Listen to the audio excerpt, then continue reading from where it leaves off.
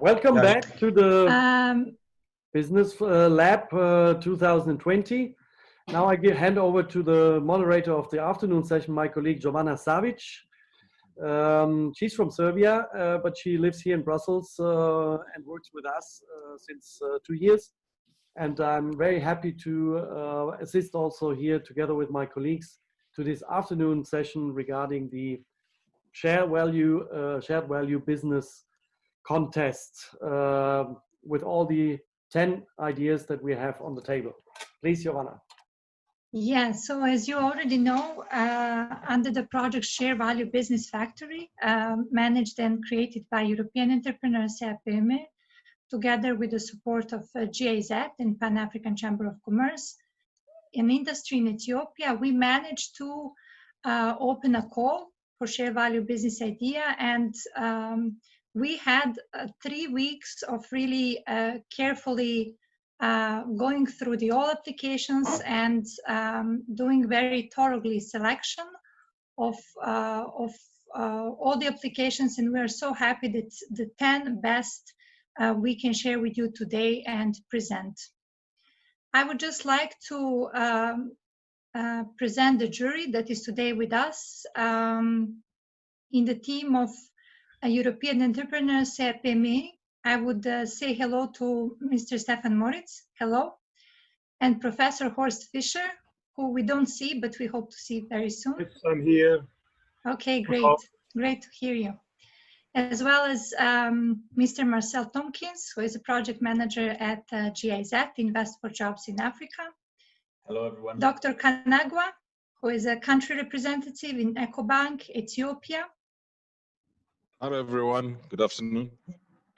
Thank you. And today the jury will be asking you questions, so please be attentive.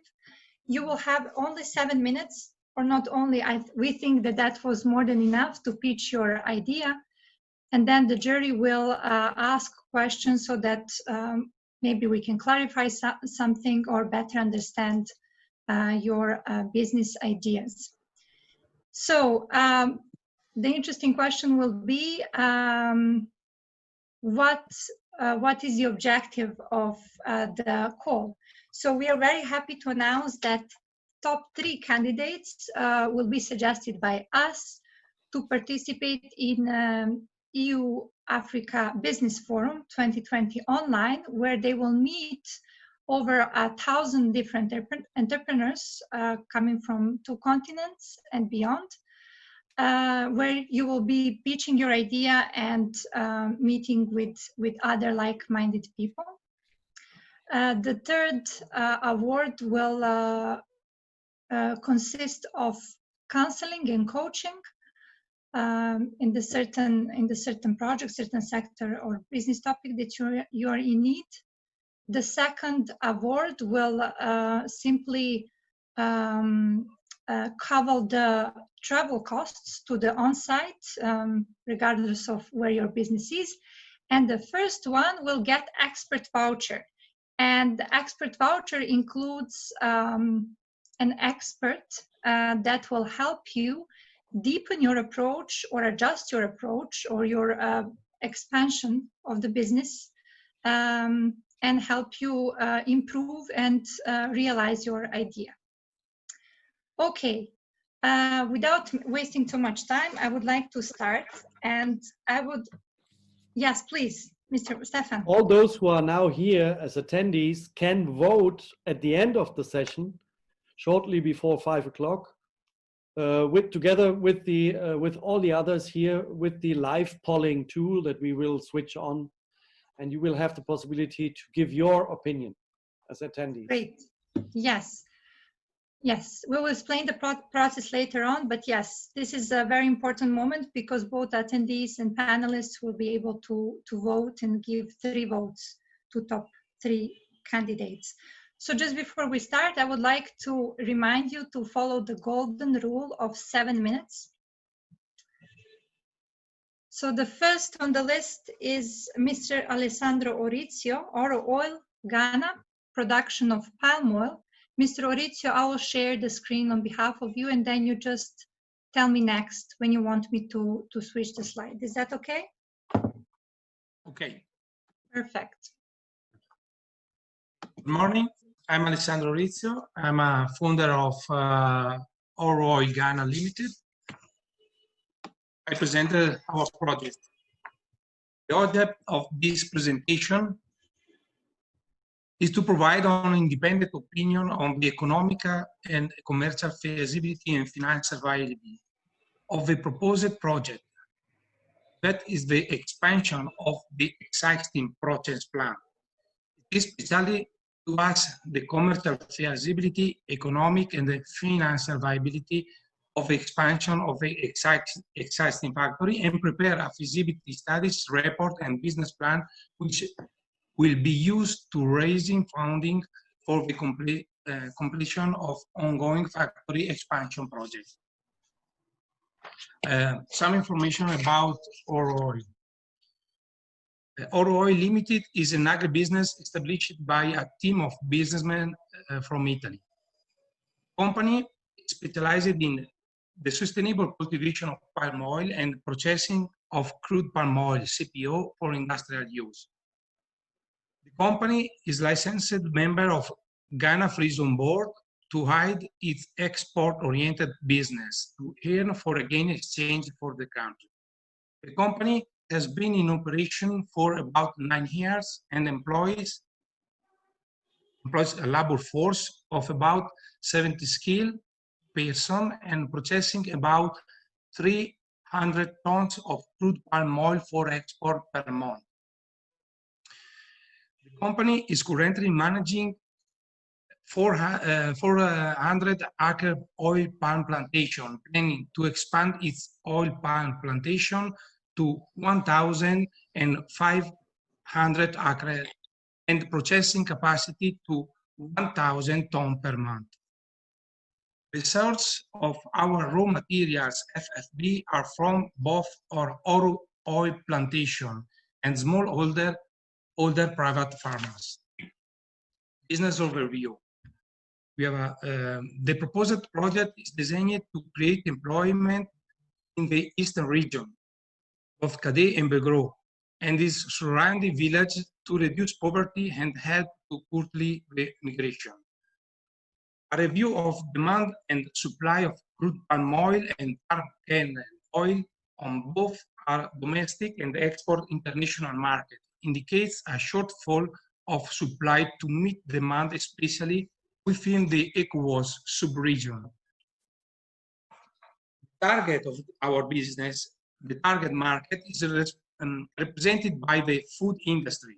Currently, CPO consumption in Ghana is 600,000 metric tons per annum, of which only 150,000 metric tons is produced locally, and remaining are imported, especially from Asia.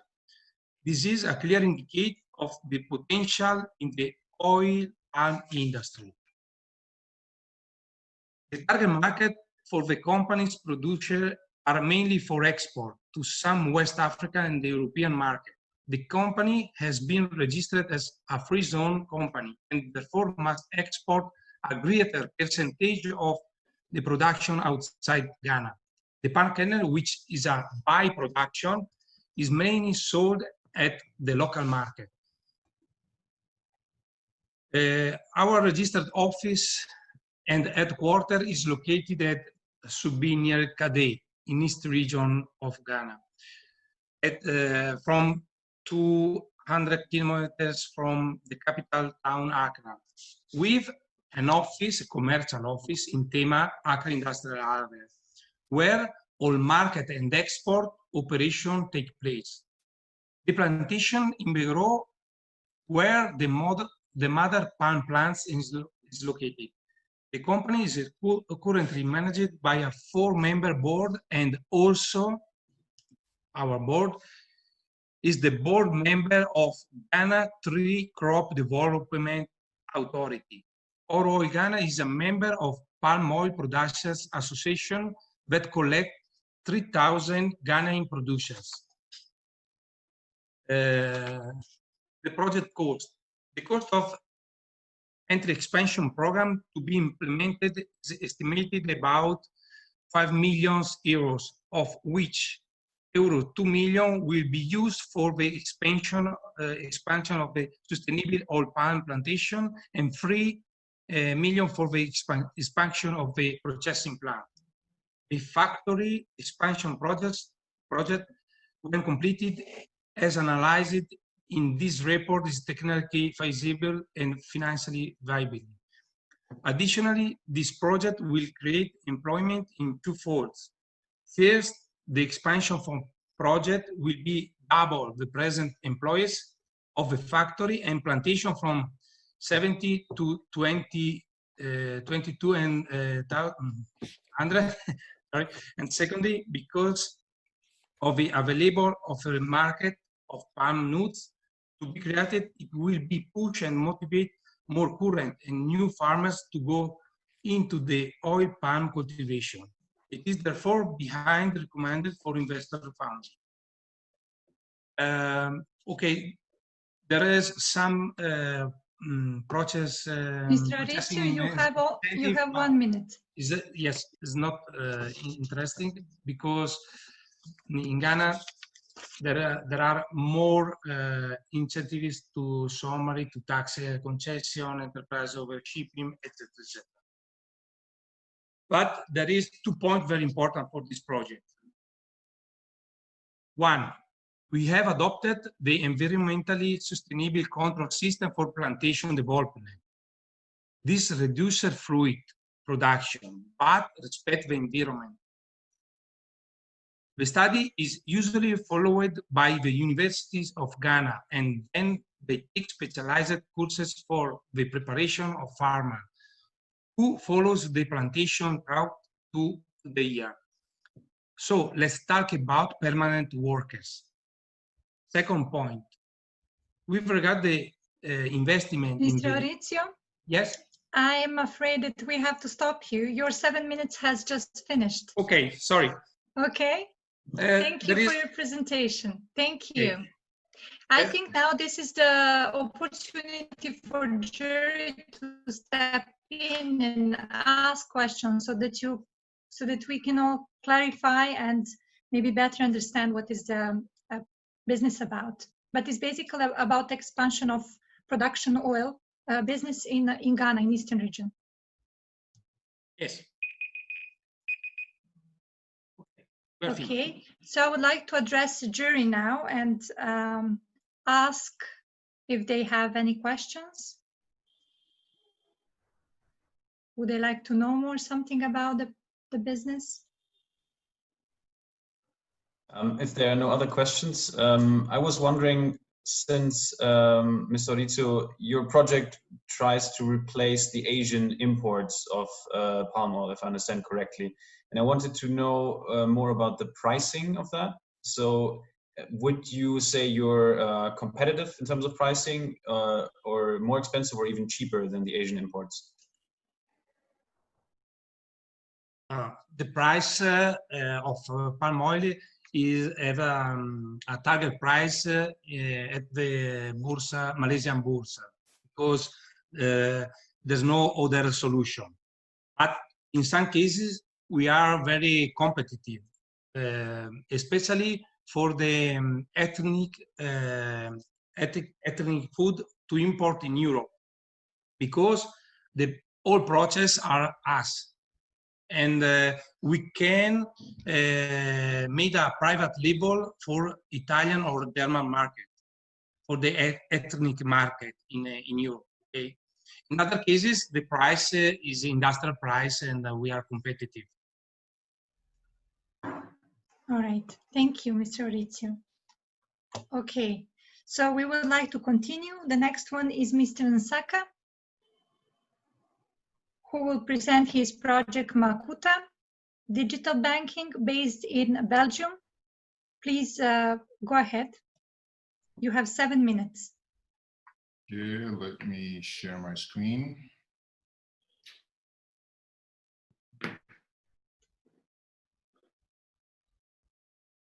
Not here.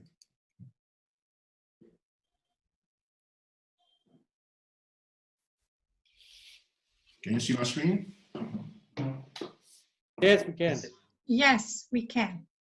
Okay. So, so as you can read in the bottom line, so Makuta is a digital banking project. So the project will be in, the presentation will be in 3 parts.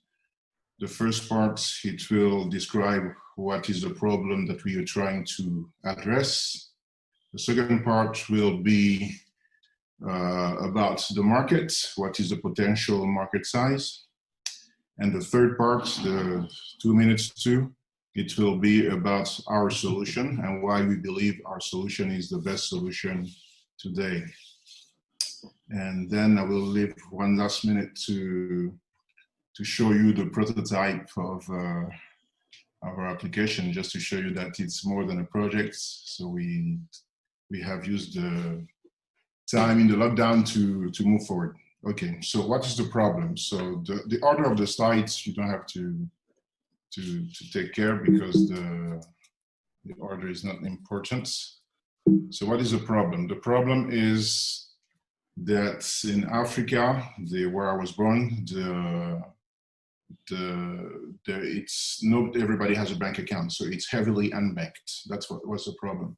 And the existing banks, the incumbent banks, they provide solutions which are either too expensive to be able to really have a financial inclusion, or solution that do not address people from the diaspora, which is also part of the problem, who wants to have a bank account in Africa for many, many reasons. So there are solutions, but not that good, or lack of transparency or unexpected costs. So it's most of the people have a very bad experience with the bank accounts back in Congo. I'm talking about Congo, I'm not talking about the other countries. I'm talking about Congo especially. And then if you look at the people who have a mobile phone, 2/3 of those people do not have a bank account. So our question is, we have mobile phones, we don't have bank accounts, maybe there is something to do there. Maybe there is something to do there. And then how about the formal business? There are lots of business that is informal. And one of the goals of the UN is to make the businesses, especially the small and medium-sized businesses, more formal. And our solution also provides a good way to resolve, at least to try to resolve that problem. So this is basically the banking problem in different aspects that we have, so that we want to present. So now I'm going to talk about the markets. So why we think there is a market. So if we too look at diaspora in Belgium, you have a lot of sub-Saharan people who live in Belgium, in France and Netherlands, but I'm talking about Belgium. This is where I live. So I was born in Congo. So in Belgium, you have more or less 160, 200,000 people who are originally from sub-Saharan Africa. So it could be people who are naturalized, I mean, who have a European passport, or it could be people who still have their original nationality. So among those people, especially in Belgium, the biggest group is people originally from Congo. So some statistics would say 50,000, 70,000. Let's say we count 80,000 because we say Belgium plus UK plus France plus, let's say it's around 100 people. So that we have originally from sub-Saharan that are coming from Congo. And what else about the markets? This is an interesting diagram. So this diagram shows people who have a mobile phone but who do not have a bank account.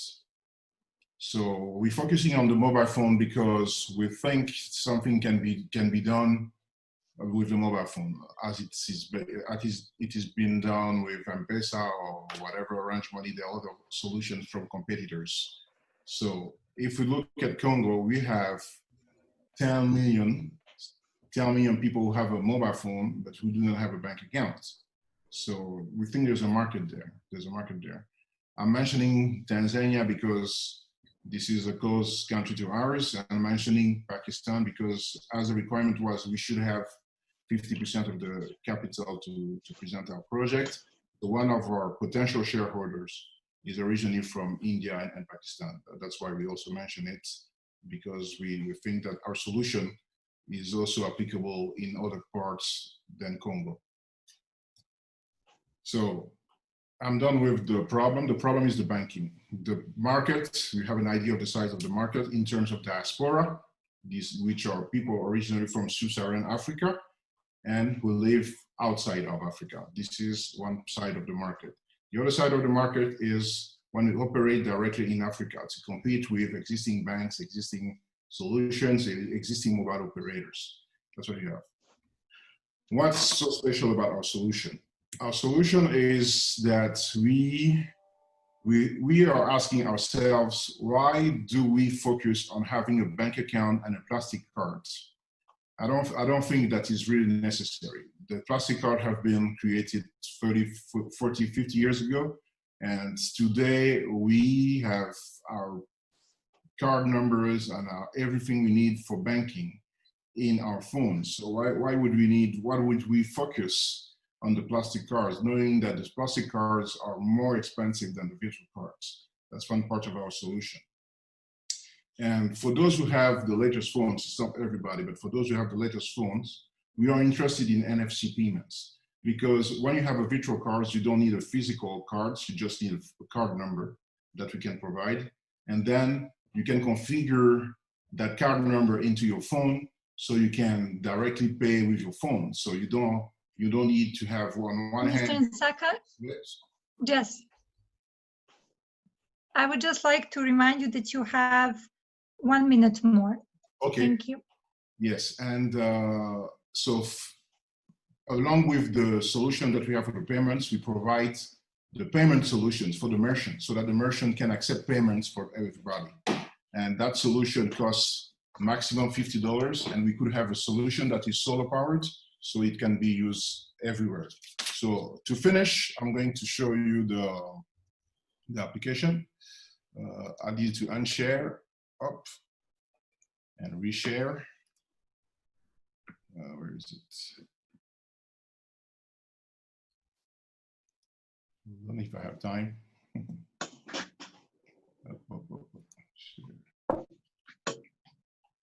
So maybe it's done. It was just a plus, so it's not that important. So let me just show you. Hold on.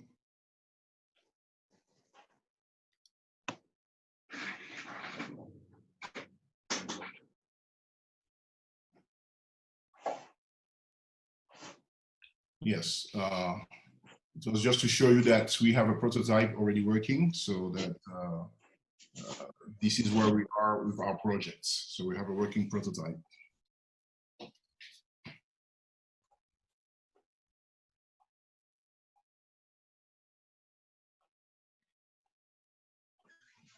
All right. Okay.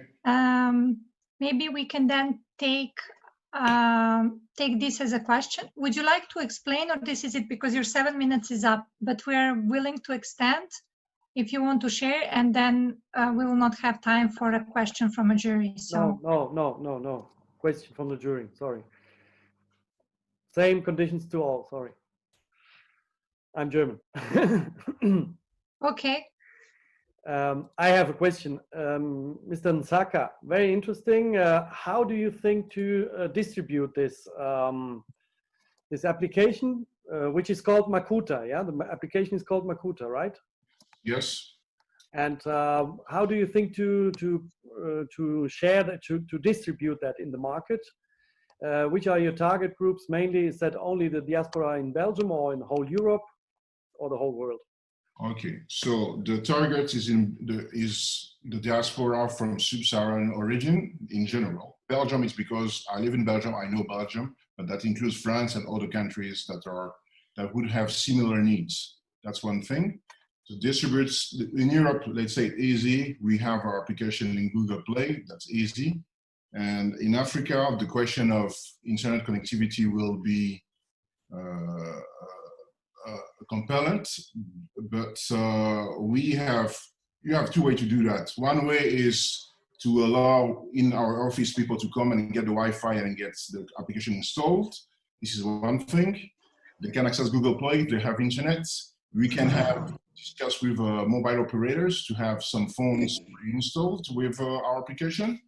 And one thing I forgot to mention that is very important, and I would summarize our project in three ways. So our solution, mobile solution, is mobile operator independent, because if you're Orange Money in Kinshasa, you cannot send money to Vodacom M-Pesas, for example. So we are mobile operator independent. Second, we are affordable. So we make sure we're going to be the less expensive in the markets when we operate in Congo. And third, this is the most important. So we want to be able to work without internet. So we are internet independent. If you happen to have internet, we will provide the transaction with internet. If you don't have internet, the application on a click of a button will send a text message to our servers, and then the transaction will be done on the server side and you receive a confirmation by text. So this is the three things you need to remember of this project: mobile operator independent, affordable, and internet independent. Okay, can I ask a question? Thank you, Mr. Nsaka. Yes, thank you. Can you just please stop sharing your screen? Oh, sorry. Mr. Nsaka, thank you for your... understand who was talking, yes. Kanagwa. Mr. Nsaka, Thierry, thank you very much. Yes, Mr. Kanagwa, please go ahead. Thierry, thank you for your presentation. I only want to understand, I'm a bit curious. You are looking at helping diaspora from Belgium into the cluster of countries you have listed. How do you expect to bypass the regulation? Taking cognizance you're dealing in different currency zone. I see DRC has its own currency. Rwanda has its own currency. Ghana has its own currency. Cameroon is in Central Africa CFA. How do you expect to bypass the regulation to make your solution work? Yeah, in terms of Europe, we're going to operate in the beginning as an agent of technology companies that provide us the solution. This is, if you have the original slides, we use a bank as a service provider. So they have a license and we operate as a licensee, as an agent of that company. And that company is increasing, their footprint in the world. So they're working toward the US. So as long as they grow, we will be able to use, to operate as their agent. And that company is, if you have heard of Wirecard, which has gone bankruptcy recently, that company is similar to Wirecard. So we've been in touch with Wirecard, but fortunately we didn't continue the discussion with them a few months ago. We prefer the other company. So in the beginning, we were going to be an agent of a company that has licenses in countries where we want to operate. And in the long run, we will need to apply ourselves for a license. Yeah. Thank you. Yes. Thank you. Okay. Thank you for your answers and questions. Very useful. Thank you. The next one is Madame Dalmeida. Yes, I see you. Can you unmute yourself, Madame Dalmeida?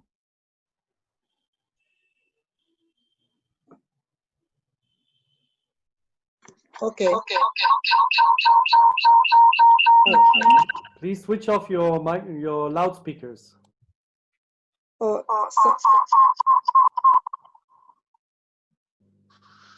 Okay. Maybe we can then continue with Nadej, and then we come back to Madame Dalmeida. Nadej, are you ready? Yes, we can. Yes. So EFE2 is a multi-project focused on helping rural communities in West Africa. Yeah. Yes. Please, Nadej, you have 7 minutes. Go ahead. You can share my screen, or I have to share mine? You can, of course. Yes, go ahead. But if you have mine, it's okay. You can do it. Oh, okay. Okay, I can do that as well.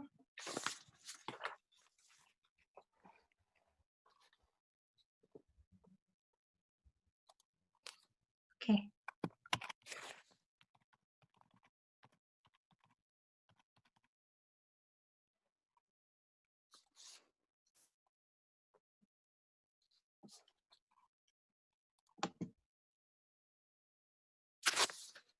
Is that okay? No. Yes, I'm coming. That was not planned. Yes.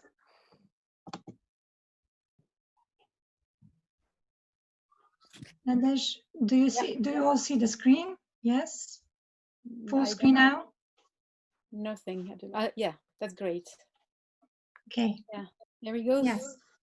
So good afternoon, everyone. So I am Nadège Payet-Tissé from the company Overseas Trade and Services in France. I'm very happy to present you today a project that I submitted to the competition, which is IFE2 Last Mile, First Mile. It's a sustainable, I will say, it's an initiative that meets the SDGs.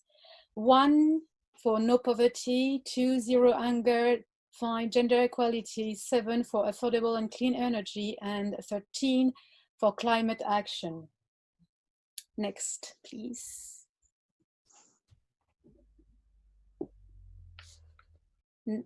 Next, okay. So as you may know, in Africa, half the population lives in rural areas, and family farms hardly get access to productive means, even if there are those who feed the population at 80%. Hundreds of millions of rural women endorse many crucial roles for the family and community, mostly without having access to basic needs, land, water, or energy.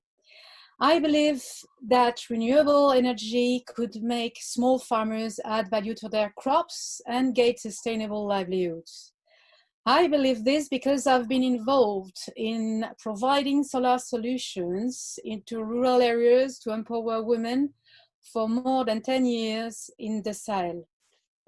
So I'm very pleased to present our initiative IFE2. So IFE2 is a fleet of trucks that we will operate in Senegal first, but IFE2 is solving the critical last mile services, distribution and access to information challenge, lagging, the base of the pyramid, and for rural people who live under on $2 per day. Unfortunately, these vulnerable populations are underserved, overcharged, and exploited with limited access to mechanization, to solar innovation, to information, to reasonably priced quality goods, and have no access at all. Next, please. So IFE2 is a multi-track service innovation. With this innovation, we act as an aggregator of digital services based on 3 keys: agriculture, energy, digital, to add value to the last mile.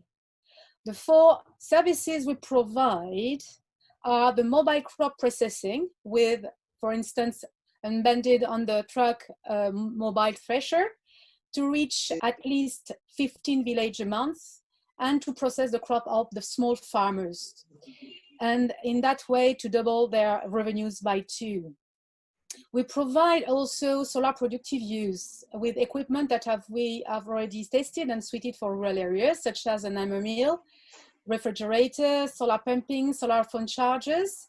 And these solar productive use devices are there to create solar businesses for women, especially, and young people in those areas. There is the information dissemination, because on the truck there will be a TV screen that can, broadcast information on farming, on health, and so on. And then we can reach 90,000 people per truck per year. And the digital tools, because as we know, linking farmers to the market and also to participate to the financial inclusion with the mobile wallet. Next, please.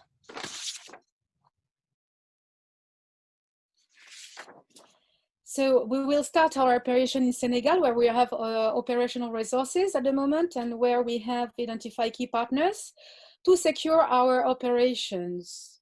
So our business model is diversified by several revenues.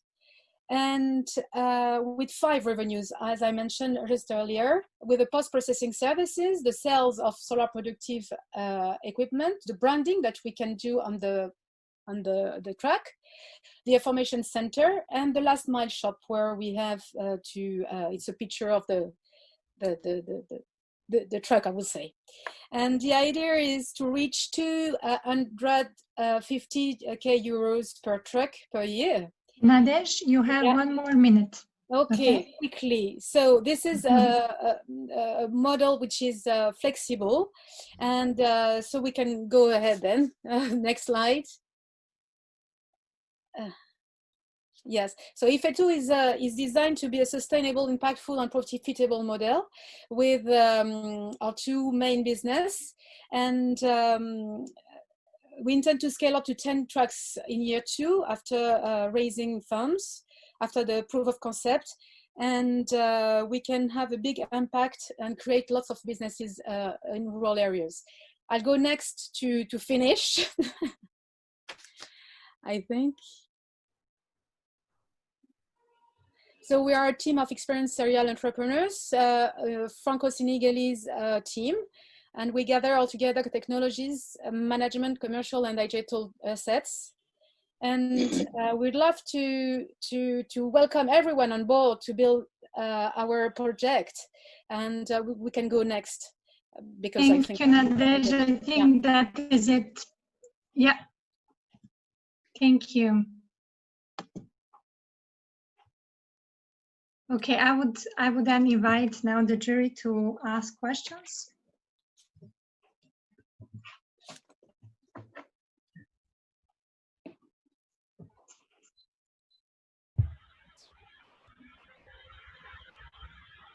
Maybe then a question from me. Please. Oh, okay, I didn't see that. I'm sorry. Professor Fischer. Yeah, thank you, Jovana. Please, go I ahead. try to find the blue hand, this is my replacement. Now, I found that very interesting what Nadej has presented. However, I'm not so sure whether I have really understood what the business is. Can you summarize in 3 sentences what at the very end is really happening? I see the truck, I see the solar pieces, but then I'm not so sure what at the very end is happening then in the villages. Are you selling the idea that there is something with solar and then the villagers, they get into the businesses, or what is the real objective? Okay. So the IFE2 is, we will be owning our own trucks, okay? It's a business unit. And then with this truck, we are going to provide services. As I mentioned, we are going to go with, in the last mile to see the farmers that have been, the routes have already planned with partners locally. And then we are going to process the crops of these identified, I will say, small farmers, okay? So we'll go to these villages that are quite far remote areas, and then we will provide the services of post-processing. But by doing the post-processing only is not enough, you know. As today we have other solutions to, the idea of this track is really a business unit to give value to rural people by by processing their crops, to put them in link between the market to the market also. And because we go with the truck in the village, we decided to gather, to aggregate other services. And the other services is how to make money with solar to have a complementary revenue, you know, to generate another revenue for these people, and especially women, is to promote, you know, solar devices, solar productive use devices. So we are going to promote and to sell this kind of productive use, but we have to showcase first. And we work closely with MFI, microfinance institutes, that they will finance and help those small farmers or women groups to purchase this equipment from us, okay? And then there will be also, this truck is also with a screen. If I could, show the video, it would have been quickly clear, but I tried to do this like that. So, so there is the processing, there is the sales of the productive use, there is the mobile, the boutique or the shop, and then we can sell a daily consumption as we are in the village. It's the link. It's a kind of IFE2. IFE2. It's a joke also in French. So it does all. It means in order to provide these services to rural people. Thank you, Nadesh. Thank you. Okay, we quickly now move to Madame Dalmeida. Okay. Can we hear you? Yes, good. Now yes. There is no cacophony. Yeah, okay, okay. great. Yes, please, is it good now? you can start. Yes. Okay. Okay. 7 Thank minutes you. is yours. Yes. Oh. Great. Okay. Thank you. Then I am Please sorry, choose but full screen. my presentation will be in French, please. Please Yes. choose full screen. Écran Yes. entier. Excuse me? You should do a full screen.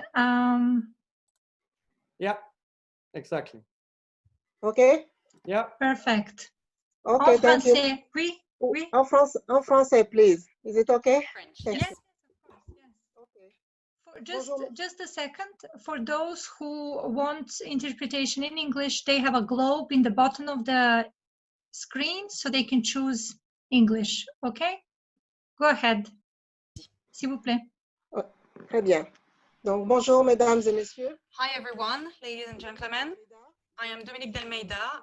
I am the CEO, director of the company Pharmabiotech. Pharmabiotech is a pharmaceutical and technical cooperation founded in 1987 by the chemist Beninois who built the first pharmacy in Benin.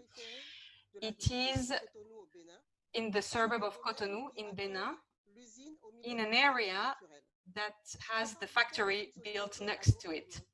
So it is a pharmaceutical and agribusiness company specialized in mineral water, transformation of water, and elaboration of pharmaceutical and drug products. It was created by Dr. Dalmeida, who was an intern of Bordeaux Hospital in France, who wanted to develop specific product for health and well-being of the population. First time that flavored mineral water was introduced in Benin under the brand of Quabo, with natural flavors, lemon, mint, and strawberries were chosen for their therapeutical virtues. We also have mineral water, which is, as Dr. Dalmeida said, the first medicine. We have a whole range of other pharmaceutical product like hand gel to fight COVID-19 and other type of drugs.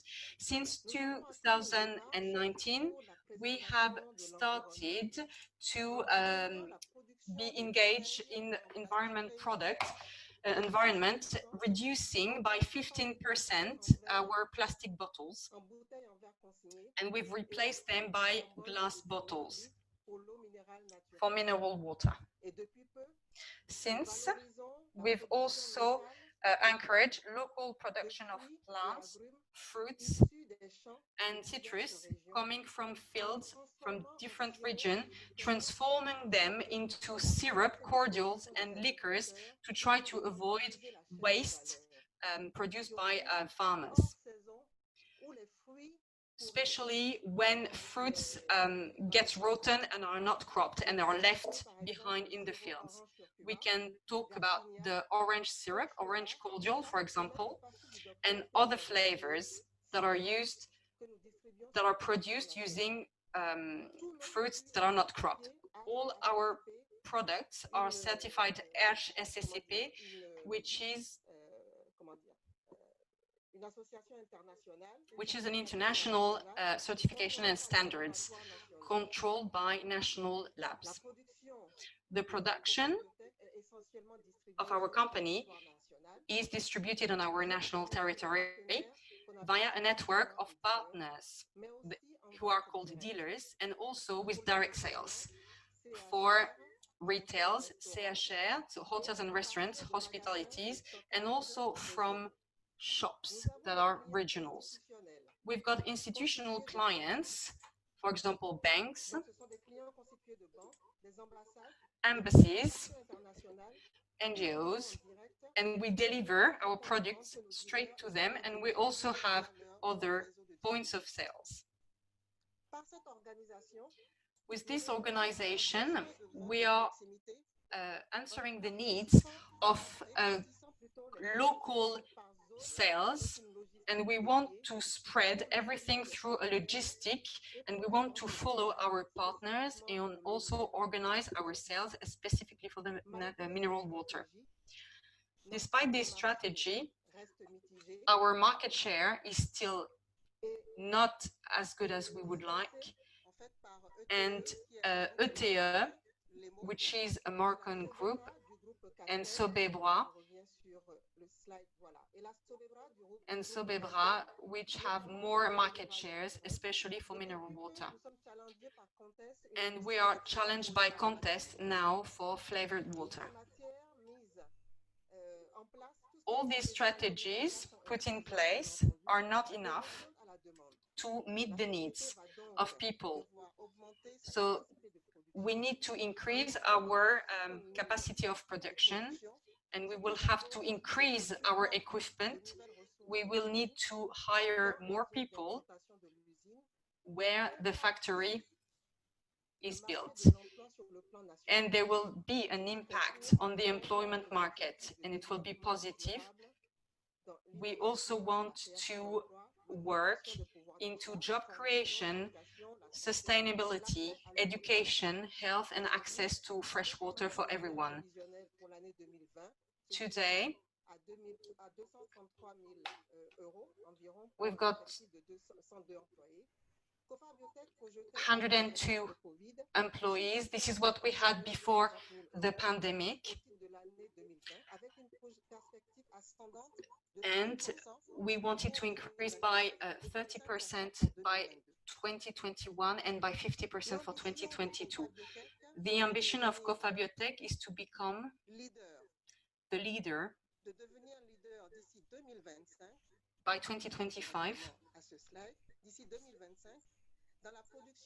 in the production and selling mineral waters in order Une minute de plus. 5 more One minutes. more minute, yeah. To access other regions and other markets, and by 2020 to become a brand that would be widely spread. In order to meet these needs, we need to increase our capacity of production, and we need to increase our fundings in order to improve our production and our logistic, and also to increase our employment capacity. To be certified also for quality and environment. To conclude, I would like to insist that Fabiotech would like to last and spread the activity to contribute to the economical growth of Benin and Africa. This is our mission and also the objective of this forum through the different presentations that we had this morning. Thank you very much. Merci beaucoup.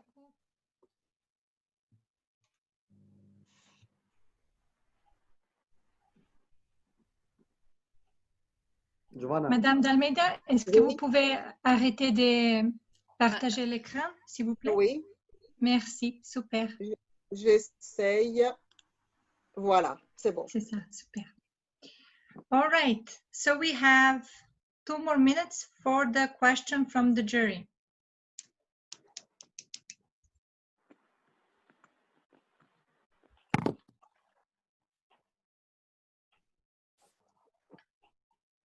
Well, I have one question. Yes, please. Dominique, very interesting, but you mentioned also that your market share is not as big as the market share of the others. the competitors. What do they do better than you have been doing in the past? Oh, ok. Je peux le dire en français ou j'essaie en français? Yeah. Ok. Alors, la différence, the difference is that they have better financial means because they are part of international groups. One is a Moroccan group and the other one is part of Groupe Castel, which is a French group. So they have much better financial needs than us. They also have logistic means that are better than us, and they have an organization and a visibility that is more inclusive than ours today. So this is the reason why we are behind. So that's why we are first for flavored water and third for mineral water.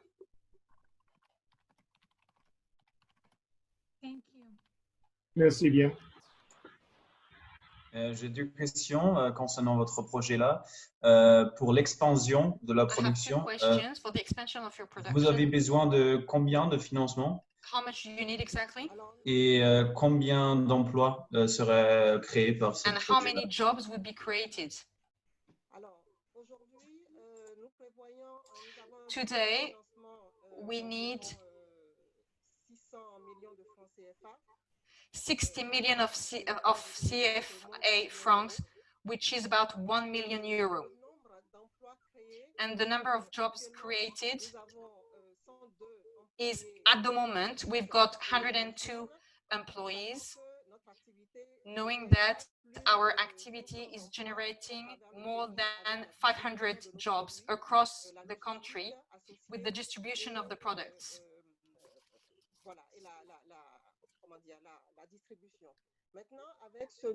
With this new market that we are opening, we are planning to double the number of employees because we will change the local production, and our objectives would be to access regional markets, which would lead to creation of new employments to distribute our products to other regions. Great. Thank you, Madame D'Almeida. The next one is Bronson from Kenya. Thank you. Bronson, can you please tell us more about the water purifiers? Just a moment. While Bronson is sharing his screen, I would like to remind to the attendees that they can vote at the end also for their opinion, the 3 best business ideas.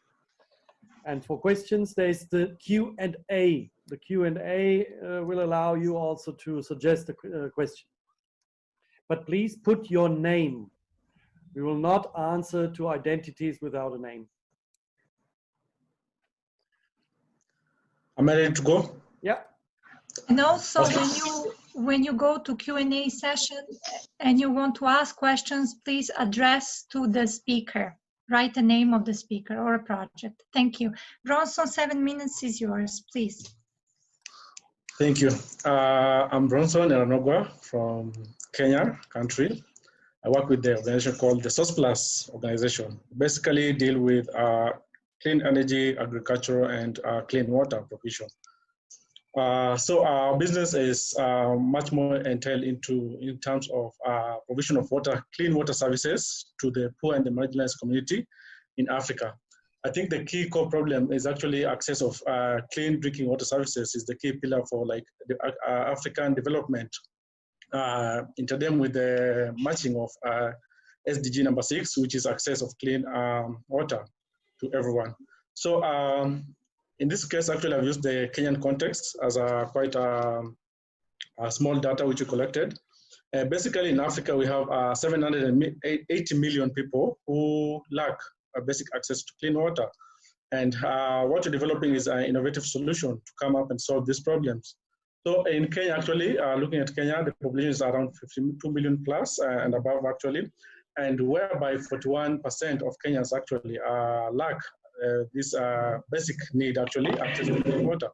So our solution which we're providing is provision of low-cost purifiers to provide clean and safe drinking water to communities who are rural regions and who are marginalized regions within the country, and also in East Africa and also in Africa as a group.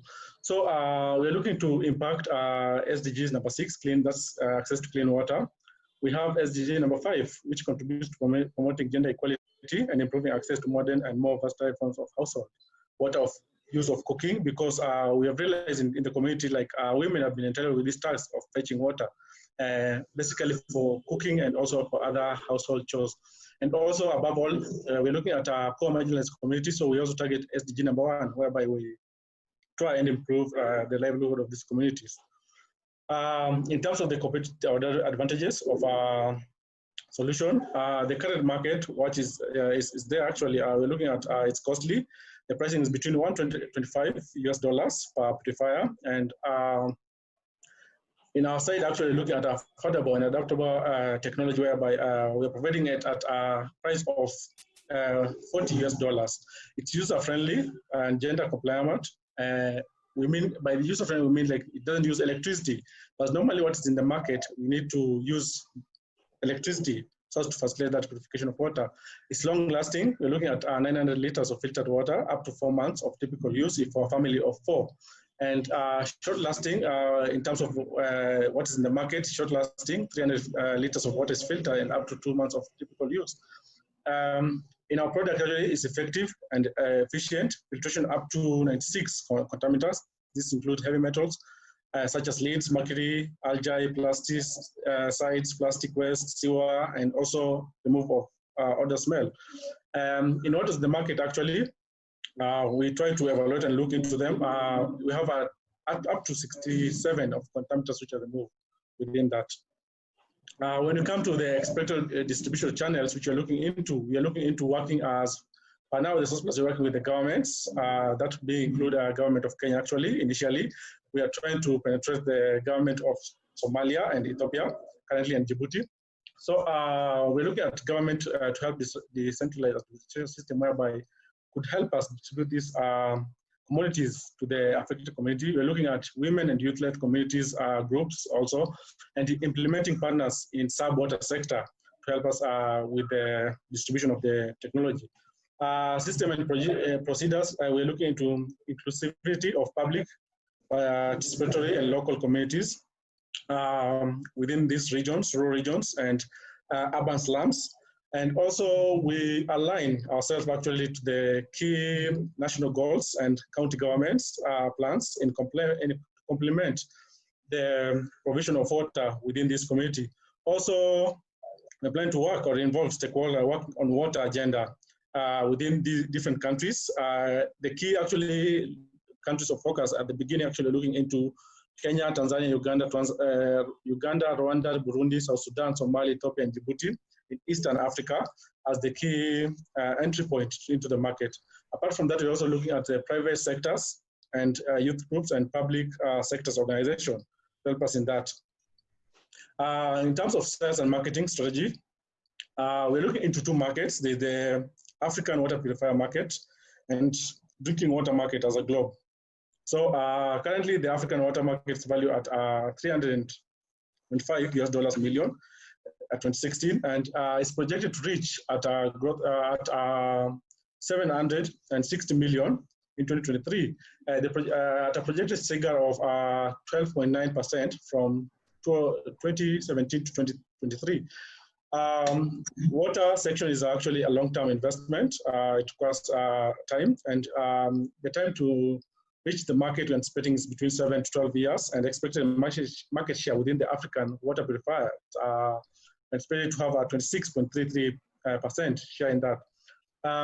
In drinking water market, which is valued at $238 billion in 2007, is expected to reach at 349 billion. Yes. 1 more minute. Oh, okay.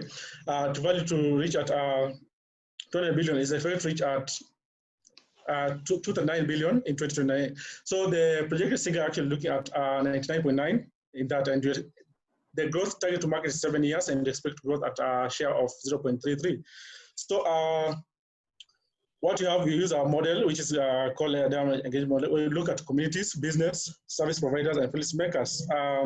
At community, we look at the demand of clean water, safe drinking water, whereby they're willing to pay for. At business, we look at the economical value in terms of what they're providing. Service provider, we intend to work with banks to provide loans for people who can't access money within that.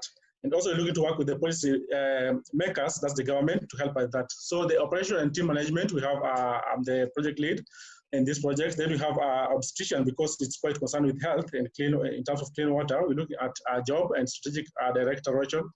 Job and by as an accountant, who is actually a key personnel into that accounting. So capital expenditure, we're looking at refer selling them. Mr. Eronogwa, yes. Your time has expired. Okay. Thank you. Please stop sharing the screen. All right. Questions from the jury? Please, Marcel. Yeah, very interesting. Thank you very much. I think the biggest question is, have you already developed that water purifier? Have you sort of developed a prototype that comes up to the $40 production estimate that you mentioned? Yeah, we have one. I have a sample here. This is the cartridge, which goes to the purifier. Then we have the purifier itself here.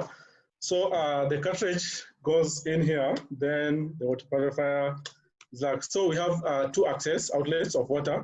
If you want to filter stones and other substances in this channel, but drinking water is in this channel. Thank you. Great. And has that product been certified already by some, like the responsible authorities? Yeah, we have ISO certification, and also we're looking forward to KEBS certification. That's the national certification body in Kenya. Okay, thank you. Thank you. Thank you. So in the agenda, we are supposed to have a 10 minutes break now, but I suggest we just continue. I think that we are keeping the good pace. May I ask Mr. Eronogwa Bronson, if his product is, if he gets already a patent for that? Yeah. We did a patent because it was challenging, but we obtained it actually eventually. Thank you. Thank you. So the next one is Birindwa Bahizire from DRC. Motosec. Birindwa, will you share your screen? All right. Please, yes.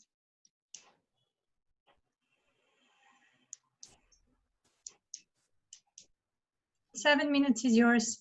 Thank you. Oh, okay. Hello, my name is Birindwa Bahizire from the Republic Democratic of Congo and the CEO of Motosec.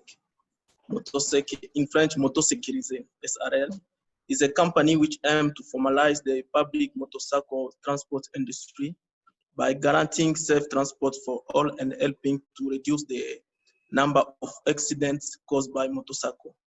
It aims to improve the service, providing equipment and training drivers to customer service, safe driving, and motorcycle maintenance. Its ultimate goal is to generate social impact, in particular, the wearing of helmets in all the city of DR Congo. The business overview. According to the study carried out in 2019 by the Bukavu General Hospital, border accidents account for 75% of traffic-related trauma cases.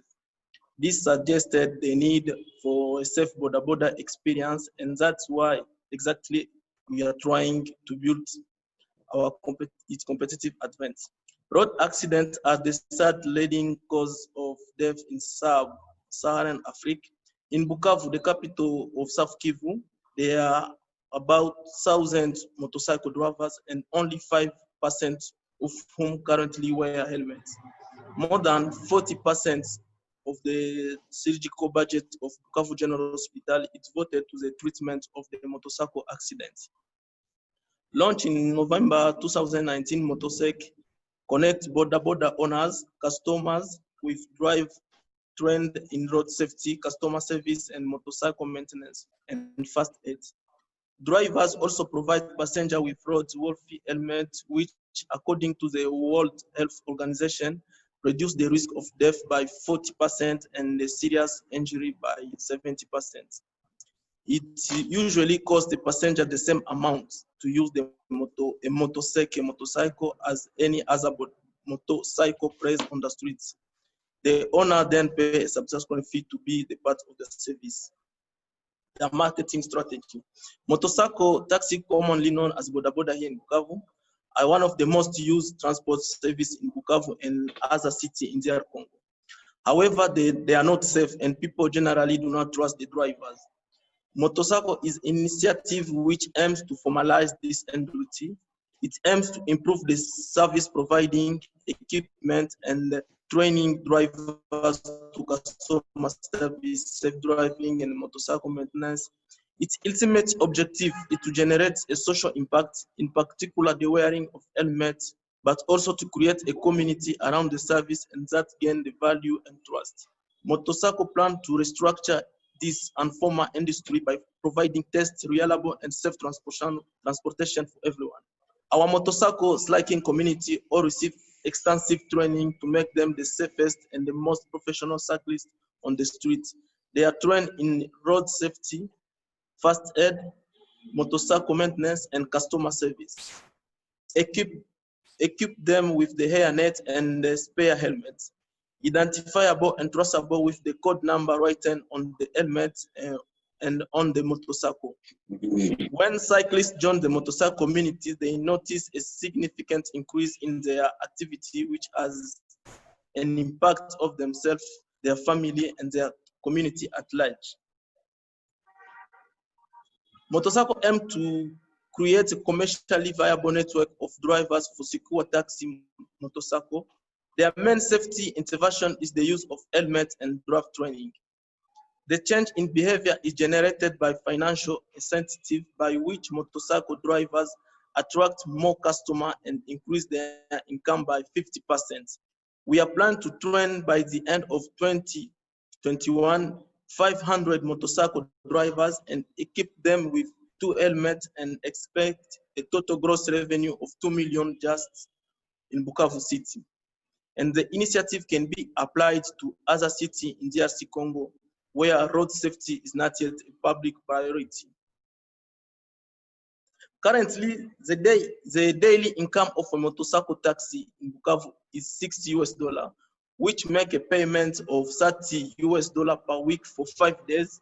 And the 60th and the 7th days is the remuneration of the driver and the maintenance of the motorcycle.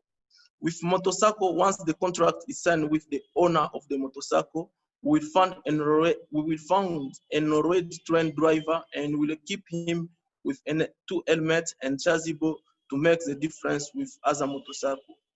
The daily receipt payment will be made to us, and at the end of the week or month, the owner of the motorcycle will receive a check or a deposit into his account, his bank account, at the agreed amount each week or each month. And we will take care of the maintenance of the monitoring of the motorcycle and the driver, and we intervene in the event problem occurring in the road traffic and during the term of the contract. The bike will be equipped with helmet, will be equipped with a identification number on the helmet and on the motorcycle, on the chassis, which will make it possible to identify the bike in the event of bad behavior on the road. And to all traceable, there is 4 in the event of delivery by customer. Thank you. Bahizire, you have 1 more minute. So if you would like something to add, please feel free. But actually, what I wanted to add, in Bukavu, like in our city, all drivers, we have more than 10,000 drivers, but only 5% of them wear helmets, and 0% of those drivers has 2 helmets. So the passenger is 0%, no one is wearing an helmet. Thank you. Thank you. Thank you so much for presenting timely. Can you please stop sharing your screen? Yeah, I would like to ask to Mr. Bahizire, do you know, a colleague of mine, precisely Marcel Tompkins, told me that this kind of approach to create a transport mean with security, with safety measures like helmets and reputation also, of course, is already active in Uganda. Did you ever consider to turn to the owner of that company, which is already working, and offer them the opening of a branch in Bukavu? Yeah, actually, I've sent them a mail because I think even I even got some ideas from there. Because in Uganda they're using safe border, but the problem is our country is not yet developed to use mobile phones. That's the big issue, the big difference. In MotoSafe in Uganda, people pay by using Airtel money or mobile money. But here, people are not used to use mobile phone money. So people used to pay cash and the borders. So you'll be wondering how we get money. So we get a contract with the owner of the motorcycle, then we'll fund for him a trained driver. Then the daily income, the daily income will be made, the border will be made, they pay daily income to us. Then at the end of the week, the owner of the border will receive the amount agreed. And we will return some extra money on top of that. All right. Thank you. Thank you very much. Please stop sharing your screen. Okay, I'm trying. Yes, thank you. All right. So I suggest we just continue with Mr. François Ricolo. Valorem? Yes, good afternoon, everyone. Good afternoon. Is it okay for the presentation? It is perfect. 7 minutes are yours. Okay, good. Good. Screen, please. I want to tell you on a project which is a Valorem, basically. It's a company that we want to create. Basically, the added value that we would like to give. This is to contribute to feed this growing population in Africa with animal proteins of high quality in a safe, returning, so also profitable and sustainable way for catching more value locally in Africa and creating also jobs outside cities. So basically, this is, let's say, the objective of this company. I'm Jean-François Ricoulot. I'm a vet by training. I got a long experience in animal health and animal nutrition, and especially in Africa. And then also in Ivory Coast, I have a fantastic team that we know each other since over the last 10 years. And Narcisse Nguessan will be the leader of this team in Ivory Coast. In short, we want to develop a company which is based on 3 business units. First is consulting. We want to bring more companies investing in Africa, whatever business. So we want to share some experience that we have all together in our group, in our team. Second, we want to bring also some last R&D animal nutrition products. Not only nutrition, also health and also hygiene for the market in Africa. Objective is to fast track this access to the last generation R&D ingredient. Animal nutrition is very dynamic, so this is one of the objectives. And for that, we will target the full Africa thanks to a network that we have. And third, I would say the most interesting is also to create a manufacturing site, a small one to start with in Ivory Coast, to produce complete feed, but also some feed additives. So this is in short the story. So in a way, it's not a very high-tech project. It's more a low-tech, but again, this is developing very much in Africa. This is resilient. This business is still running at the moment in spite of the COVID-19 pandemic. And this is especially creating a lot of jobs, directly or indirectly. Just to tell you a little bit on the cooking for gastronomy, for animals. Basically, this is the same than for us. You have energy to make a complete feed for animals, whatever animals. You need to provide energy, you need to provide proteins, and you need to provide some fibers together with vitamins, minerals, and some feed additives.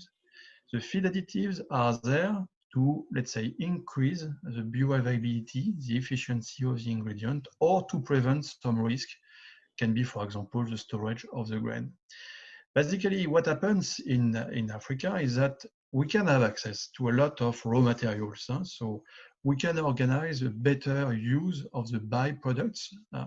We can also make more circularization, but we need to adapt this portfolio of feed additive, basically, to get more value from the existing feed ingredient. Objective is to use as much as possible the local raw materials and to decrease as much as possible the importation of other ingredients from Brazil or from the US, and also all this question of sustainability as well. So in very short, this is the purpose of this company. The market in Africa for animal feed is 40-50 million tons of complete feed. Quick and dirty, this is maybe 2 times and a half the market size of France, which is a big market basically. So there is things to do, and the growth of this market is usually with double digit. It's going well. And this is a strong generation of job in this economy. For example, in Ivory Coast, this is already 250,000 jobs in the only poultry sector. We can do much more, and then we can decrease, the move of people going to the cities. The farms, this is very interesting because you have small farms, family owned, very important for the community. And also you can have some big farms with integrators, like in Ivory Coast, for example, or in Senegal, or of course in other countries like South Africa or Kenya or in North Africa. Customers, our customers will be distributors, sub-distributors of feed ingredients. So this is, indirect jobs as well. Farmers, the vets, the feed mills, and the integrators.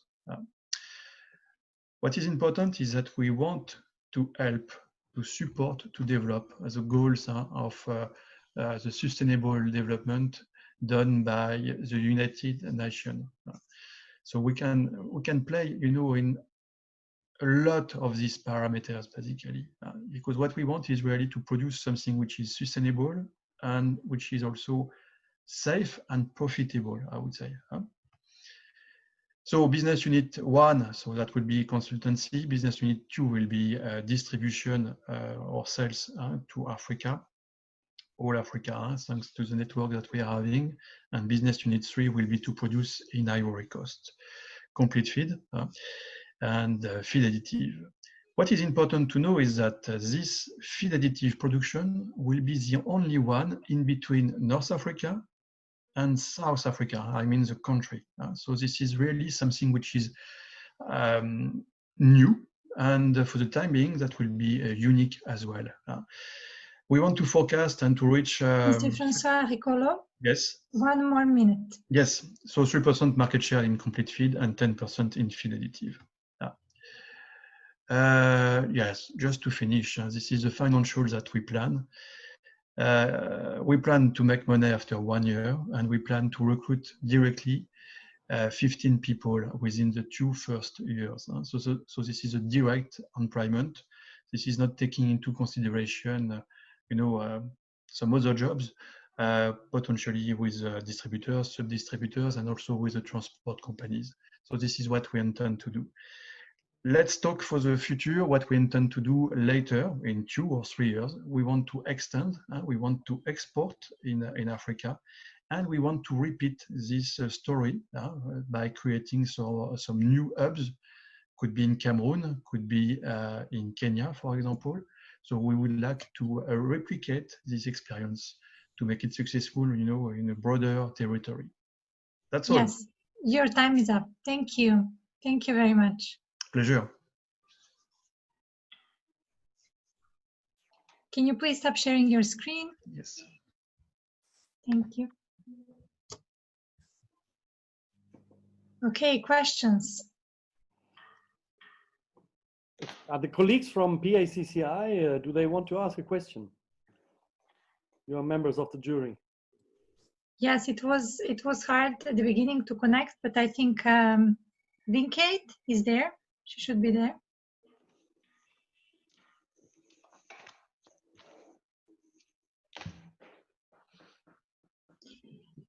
If not PACCI, somebody else from the jury. Do you have any questions?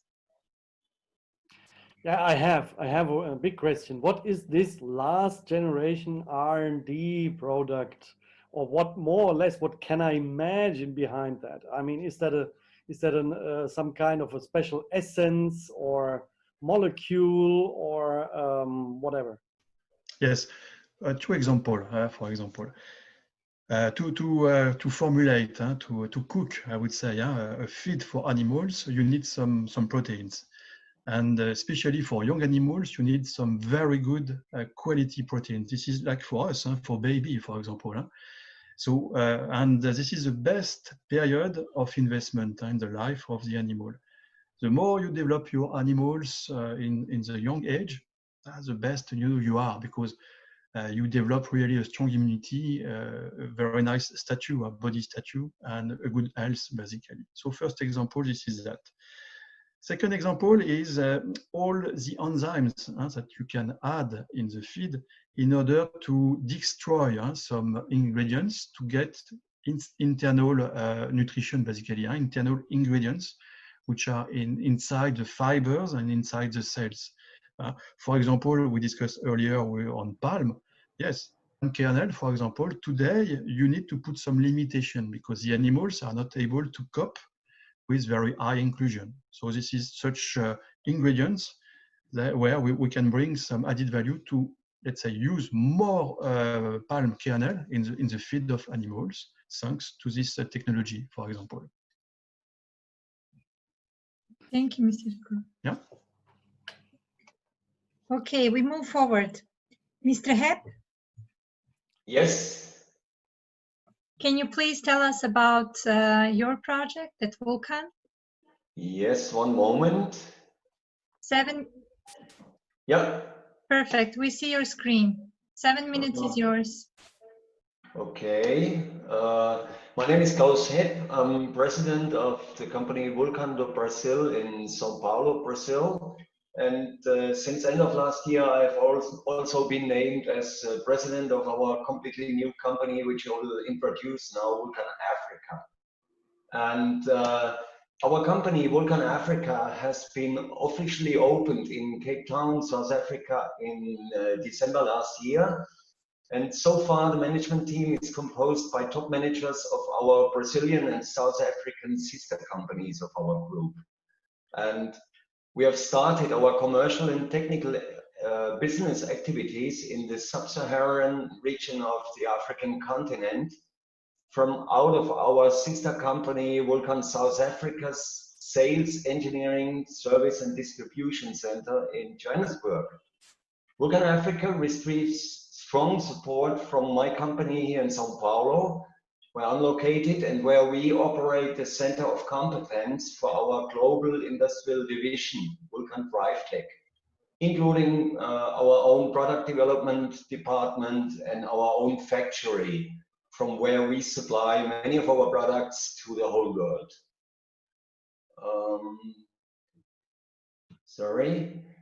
Here you can see just a visual overview. We all belong to the German family-held fourth generation Vulcan Group. Within the Vulcan Group, I'm the leader of what we call the Southern Hemisphere Initiative, where we work together between our companies in Australia, in South America, and in South Africa. And now the new baby has been born, our company Vulcan Africa in Cape Town. And Vulcan Africa will supply our mechanical power transmission components, couplings, brakes, backstops, which we design and manufacture in our group factories in Germany, in Brazil, in India, in China, and in USA. And Our products are being used in many different industries like mining, steel, sugar, paper, oil and gas, energy generation, and many, many others more. We basically attend 3 types of customer groups. We sell to the what we call end users, which are the industrial companies like the mines and so on. But we also sell to the original equipment manufacturers, which are mainly located in Europe and in the USA, and to engineering and procurement companies, which usually do the engineering for the big investment projects, like in many places in Africa. And we also sell to resellers and distributors. Here just a glance at some of our typical products. And here you can see an overview of the industries which we typically attend. So once again, it's mining, steel, energy, sugar, all these things. We have started to analyze the opportunities and potentials for the marketing production of our products and services in several African countries during the last 12 months. We have been in Botswana, Zimbabwe, Mozambique, Zambia, in the DRC, in Ghana, and in Guinea. And we have actively participated in public events, fairs, exhibitions, and congresses in many African countries. We have participated also in many industry delegations and all kinds of activities organized by the German associations, the German Chambers, the VDMA, and the German Africa Association. And we are affiliated to all these, and we are extending continuously our network of contacts and all kinds of friends and business partners all over Africa and worldwide. And we are actively promoting our market entry in Africa in the social media. We have kicked off a dedicated market study and market entry projects together with experienced external consultants for Nigeria and for the East African countries, Ethiopia, Kenya, and Tanzania, just shortly before the outbreak of the terrible COVID-19 crisis. And we had already been registered for participation as exhibitors and participants in many, many events in Africa for the rest of the year, which all have been cancelled or postponed to next year. And we are waiting now for new conditions to travel to Africa and to get restarted. Here just a picture with some photos from events where we participated last year. We have just got started on this very exciting market and business expansion project on the African continent. And we are still only a few team members of highly experienced, engaged, and motivated employees. But we pretend to grow our organization during the next development stages of our project.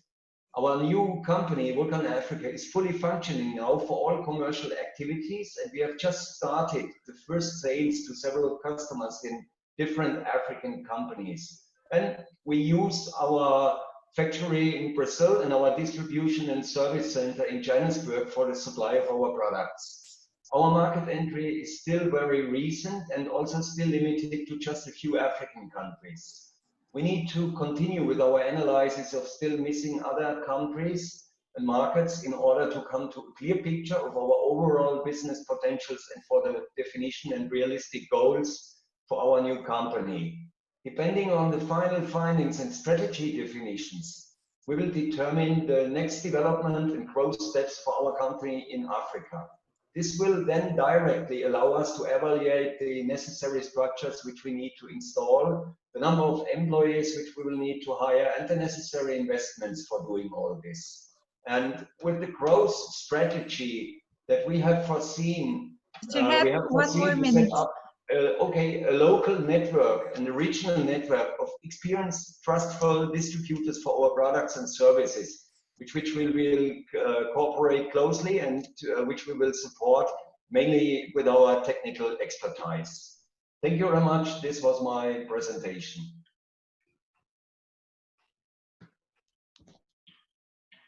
Thank you, Mr. Hepp. I think I made it in 7 minutes, right? Yeah. Great, yes. Actually, you had 10 seconds left, so that's, yeah, that's wow.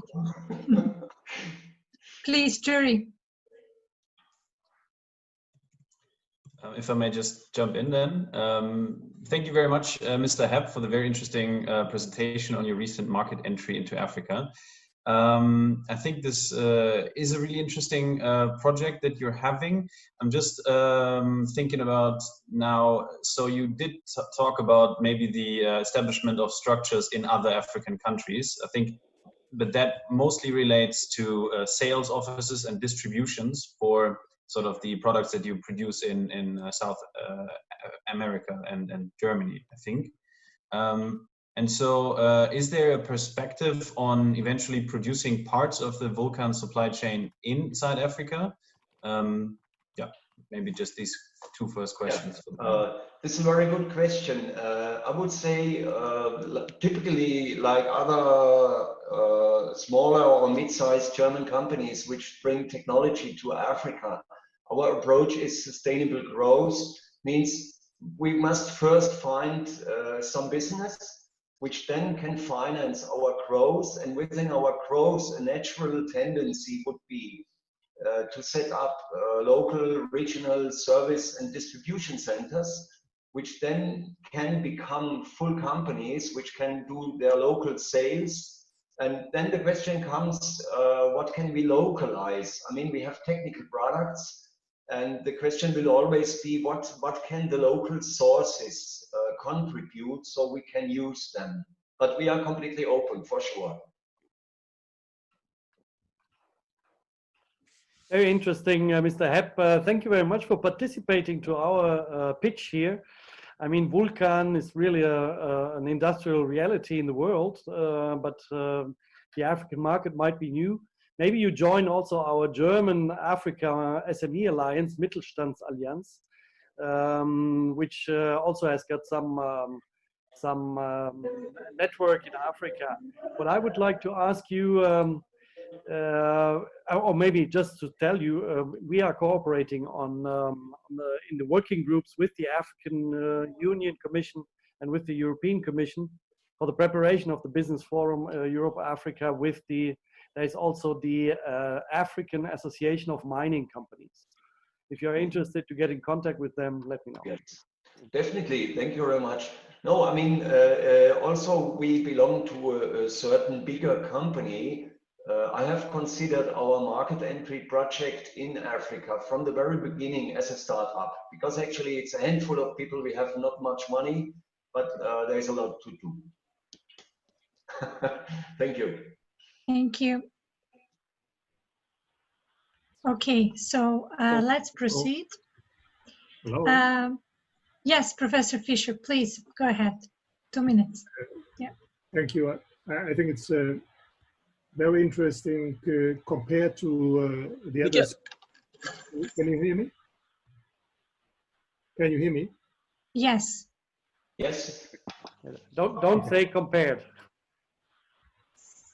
Well, I'm listening. So I compare, obviously, and I had not finished my sentence. So what is compared? I try to explain. Now, when I look at the background and this impressive Vulcan company, now when you look at Africa and you are describing to us what the potential is, you mentioned there are no finances. Now, I mean, for the Africa part, right? For the newly established part. Now, that competition here also does not offer to you the finances, right? I mean, this is, when all those who are here, if they win in the competition, they get a certain amount and they get credits and also visibility. But that does not mean that with what you do here in that competition, you will be able to start the business in Africa. So I'm wondering what is necessary from your perspective then to start a business in Africa? Is it just the finances, or is it the contacts, or is it what you can sell afterwards? Yeah, that's a very good combination of questions, Professor Fischer, because it's a little bit of all. My experience so far has shown money alone does not solve, and people alone without money also don't have the means. And what you definitely need, and it's not important what you are doing and how big you are and who you are, you need to establish the right contacts, to collect the right information, and to get familiar with the local situations. That's what in the end determines your success or not, you know. And therefore, for us to participate here in a certain startup position for our project, it's very interesting and exciting because also we have totally different products and approach.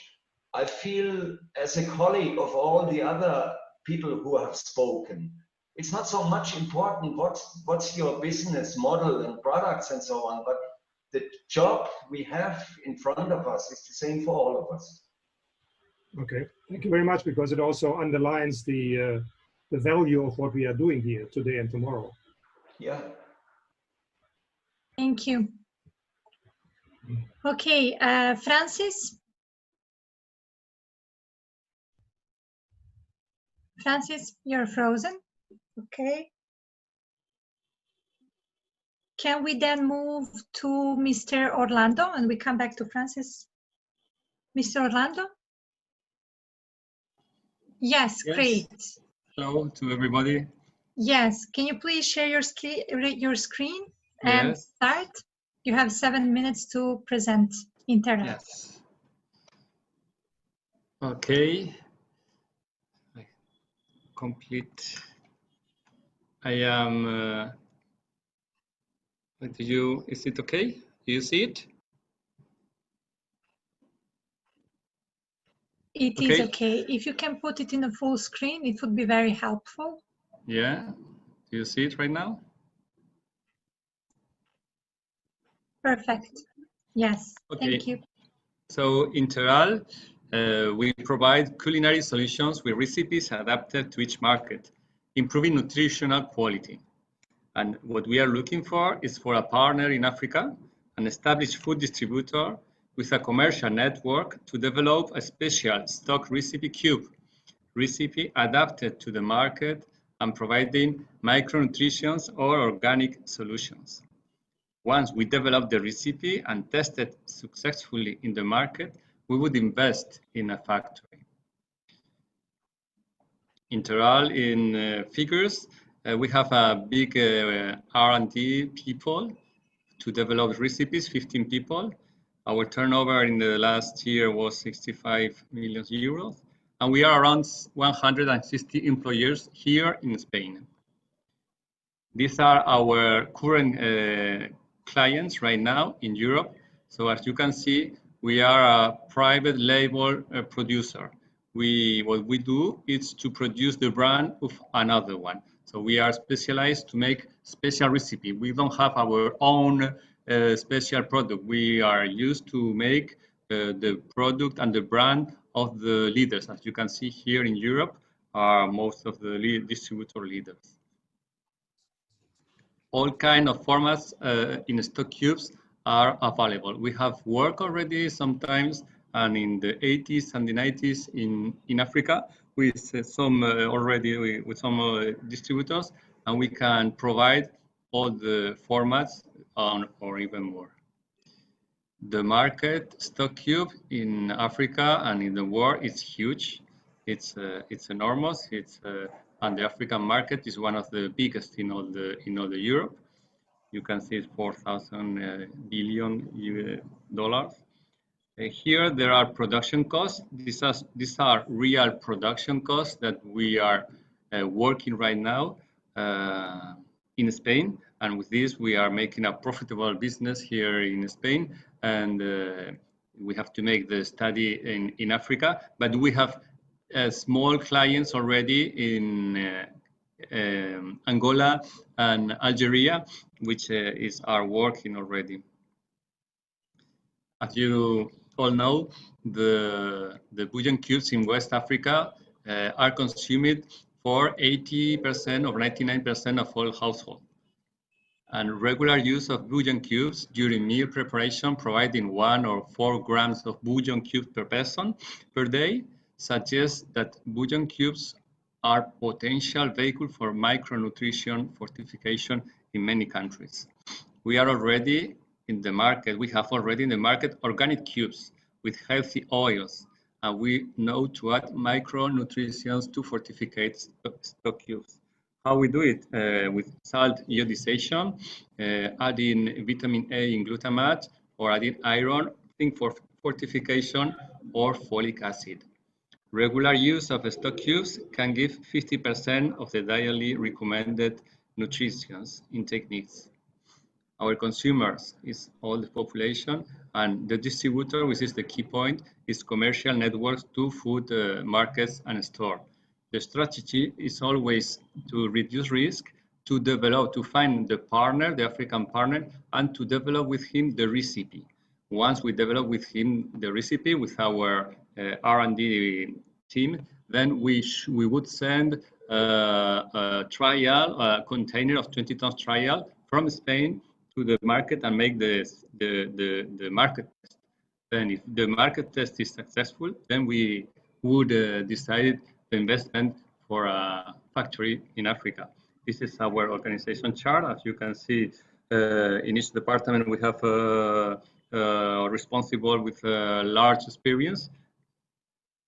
And this is our day-to-day running cost already in Spain. With this product, we are a profitable business here in Spain. So we are sure we can be a profitable business also in Africa. The first investment would be €1 million. It's an approximate amount excuse me, that we have to agree with the partner.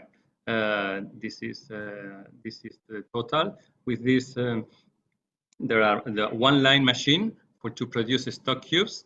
The kitchen would provide more than one line cubes, then would be in function of the development of the business.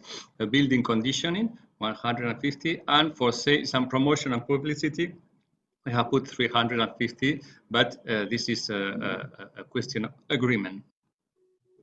And this would be the final chart, where if you can see the three lines, the three yellow lines are the most important. The final, the line on the bottom is the production. The production of each year, as you can see, is almost 500 kilos each year. Okay, this is 50% of the occupation of the line. Okay, so it's not very optimistic. It's a caution, a prudence. Mr. Orlando, you have 1 more minute. Okay, I'm finishing. It's so, as you can see, in 4 years, in 5 years, with only 50% of the production of the line, we would have the payback of the investment of the initial outlet, that is €1 million. This is a profitable business, and what we need is the partner, the adequate partner, distribute food in Africa. Thank you very much. Thank you. Please stop sharing your screen, and then I would address the jury to ask questions, if any.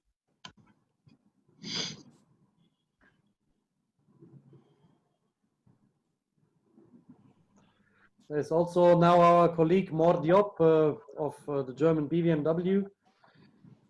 Under the ID Nico Meister. If you want to ask question, you are free to do so.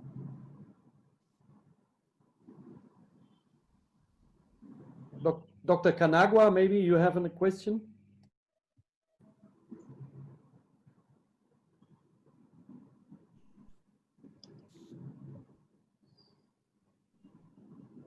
Oh, then. Yes, just a question. Please. I've seen the representation on the recipe. I believe this is targeted towards the African market. Am I correct? Yeah, excuse me. Yes, this is for the African market. Yes, this is dedicated for the African market. Okay. Have you taken cognizance of the different types of recipes used by the Africans? Or this is something you're being creative in bringing up a new solution? No, the idea is to work with the partner in Africa to develop the special recipe for Africa. Yes. Okay, for developing a distribution. Okay, thank you. Yes, thank you. yes. The idea would be to be here with our R&D team and develop the concrete and special recipe. Okay, thank you. Thank you. Okay. So I would like to move to the last in a row. Mr. Turhakayo Francis. Yeah, I'm trying to share my screen. Yes. Can you see it? Not yet. Now, yes. Okay, thank you. Put full Let screen. me. Please put full screen, please. Full screen will be helpful. If you can put the Are we full there? screen. Great. Okay, 7 now we minutes. can start Thank counting. you. I want to try as much as they can to finish this presentation in 6 minutes. Yeah, our project was initially suggested by the regional coordinator for SNV Netherlands, who paid tuition for our employees to learn on how to produce quality fruits. So we came up with the idea of expanding the production capacity to around 2 tons in a day of best quality fruits with longer shelf lives using solar irrigation, grafting, intercropping, and expansion.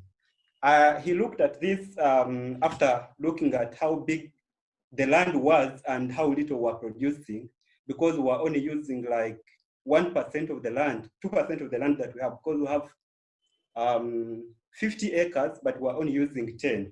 So he was like, we need to bring these strategies in place. So looking at my second slide, this is something I started with my 2 other friends, and we basically wanted to raise tuition for ourselves. We didn't know that it would actually result into something big like this. So looking at it, this is something I've already talked about. We looked at the market strategy first before starting the business. We looked at the Uganda population according to Uganda Bureau of Statistics in 2018, where the projection was 73%, 73.8% of the total population being the youth between the ages of 15 to 30. This is the typing error, that 15 to 30, you can check it out.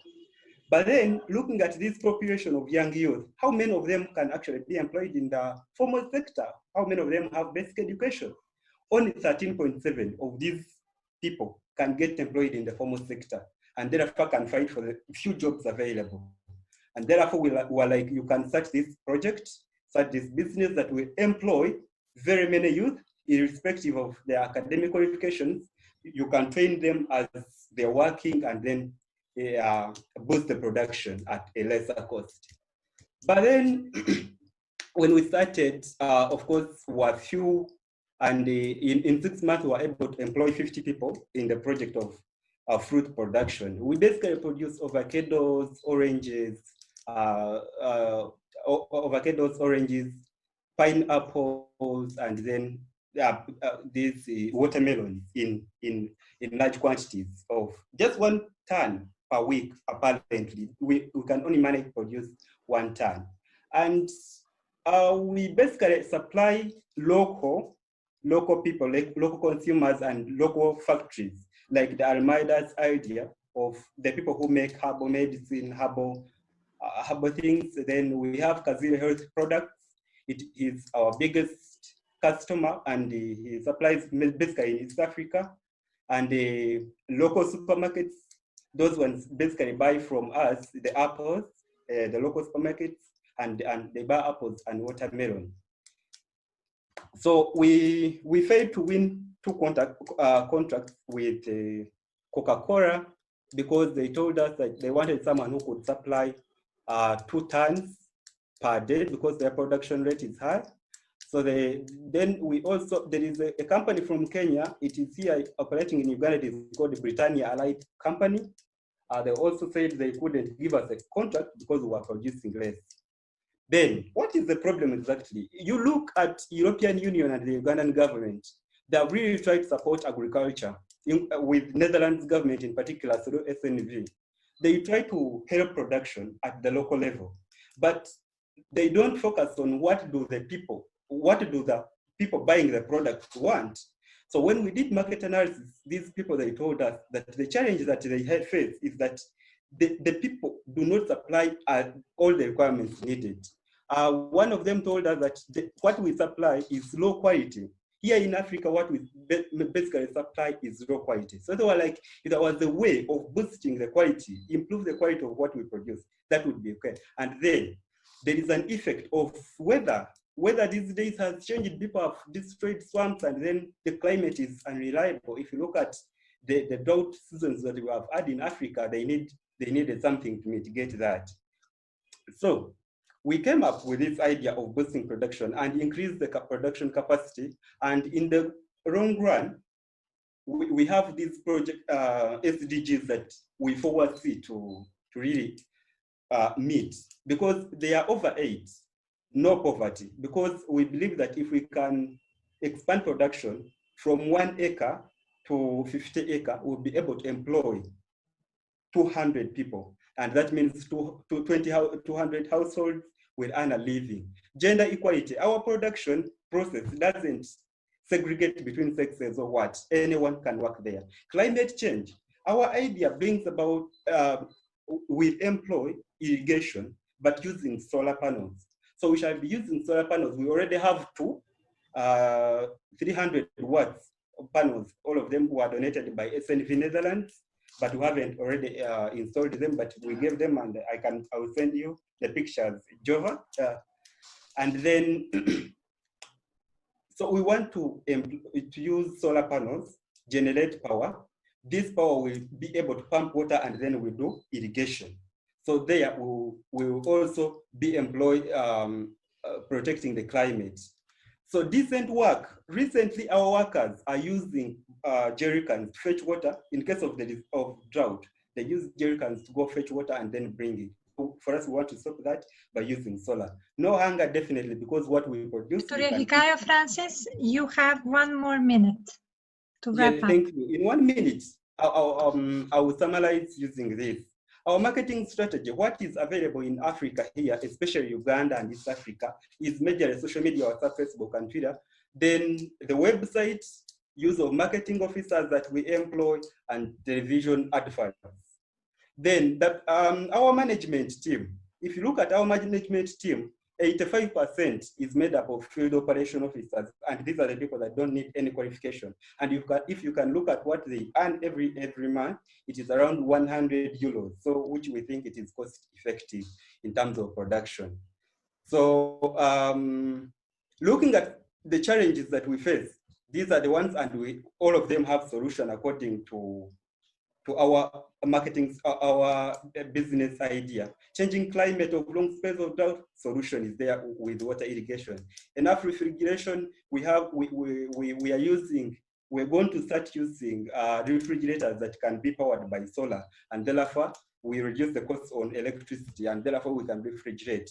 Then about the quality, we want to improve it using grafted species.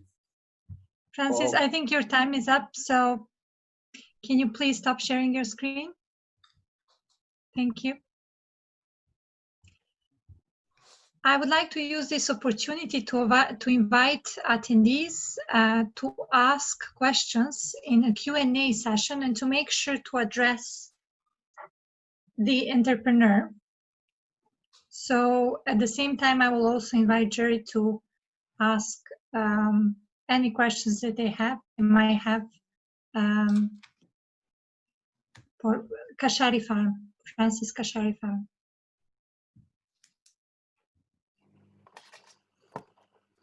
Yeah, so generally just I wanted to make clear that I understood the business idea. So the project is to provide solar power panels to use that to pump water, and then to use it for irrigation to expand the production of the farm.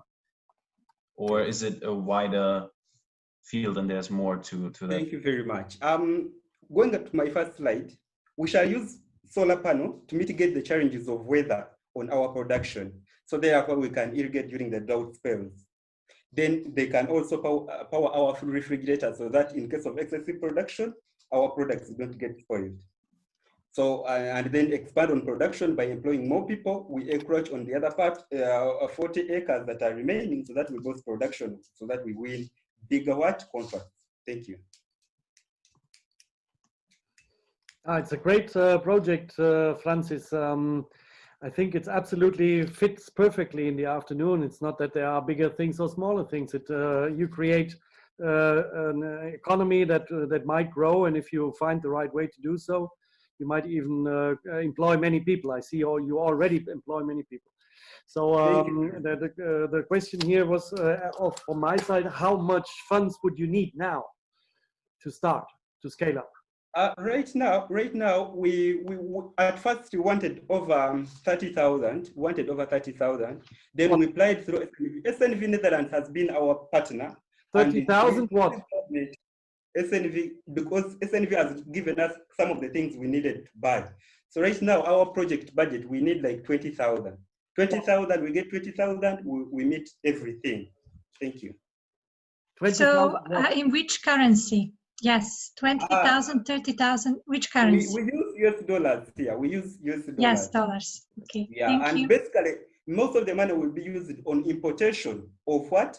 Of exotic products. We want to import seeds from Netherlands, and we graft them because ours are more adapted but low quality. The other ones are not well adapted, but they are good quality. So when we graft them, we get the clones, which are well adapted and of better quality, and therefore we can even infiltrate into the exportation market. Thank you. Great. Thank you. Thank you. All right. I see no questions in Q&A, or they were all answered, not at least live questions to answer. In live, I really want a question from a professor, but if it's not there, it's okay. I like talking to professors. yes, no questions at the moment. Okay, I would now like to invite my colleague, Lorenzo Marchesi, to open the polls so that people can vote, so that we all can vote. It's 70 of us.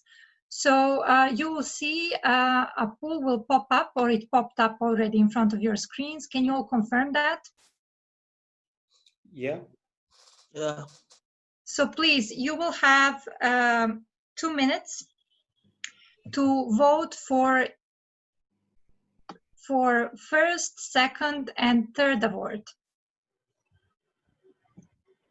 After that, we will announce the results. So please go ahead.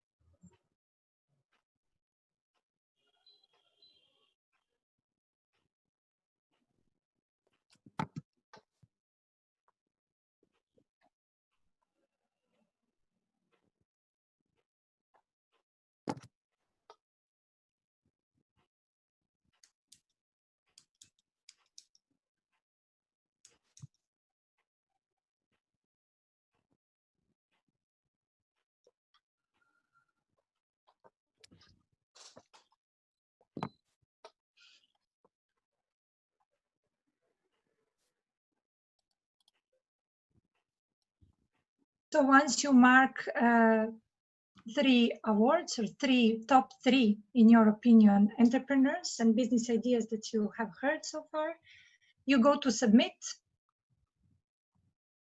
And then we have 20 more seconds to close the polls.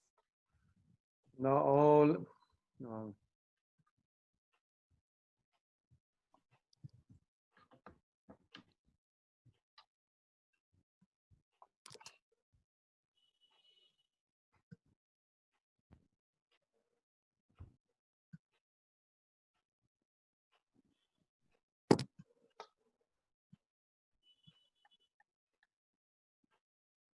Here you can only select one, right?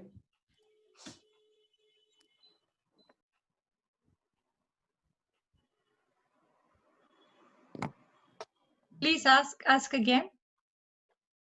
I was wondering, here you can only select a maximum of one. Eh? One per award, so 3, top 3. But only one can be highlighted. I can only highlight one. I don't know why. I'm sure you can highlight only one, but per award. So you have 3 questions, and then you select 1, 2, 3. Oh, okay. Thank you. 10, 10, 10. Scroll it down, and then you submit.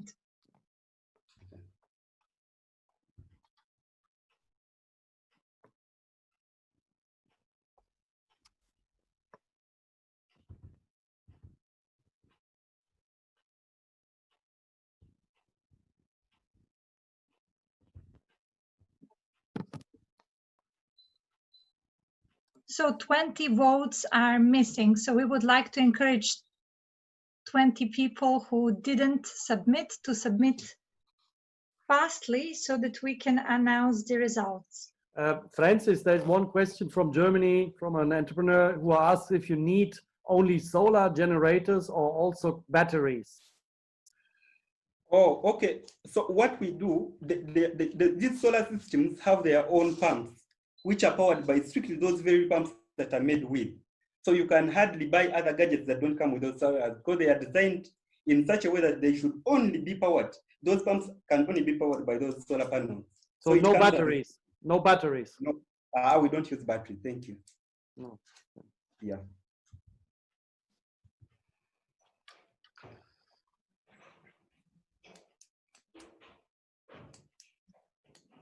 Good then.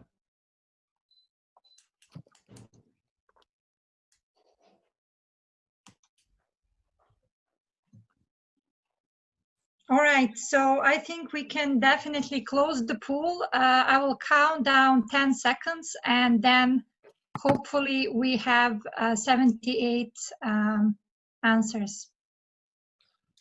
1, 2, 3, 4, 5, 6, 7, 8, 9, 10.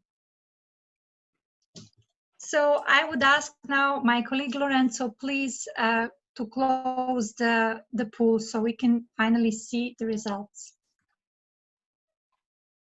Thank you, Lorenzo.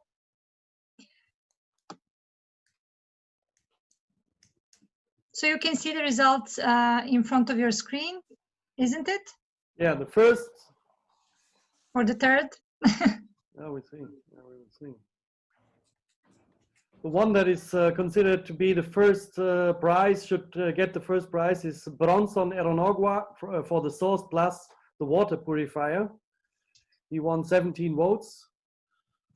The second, the winner for the second prize seems to be Thierry Nsaka for Makuta Digital Banking, mobile banking. And the third winner, there's a tie between, again, Bronson Eronogua, and at this point I would say Turia Hikayo Francis Kashari Farm from Uganda, the fresh fruit farm. So Bronson is already the winner of the first prize, so he couldn't be the third prize. This is the voting of the participants to the attendees to this afternoon pitch for best shared value business ideas. Of course, now the jury will take this into account and consider other criteria, which the jury considers more important, and then we will present the final winners, the awards that will be given to the people tomorrow at 1 o'clock Central European Summer Time. That means 2 o'clock in Addis Ababa or 11 o'clock in the morning in Côte d'Ivoire. Thank you very much, everyone.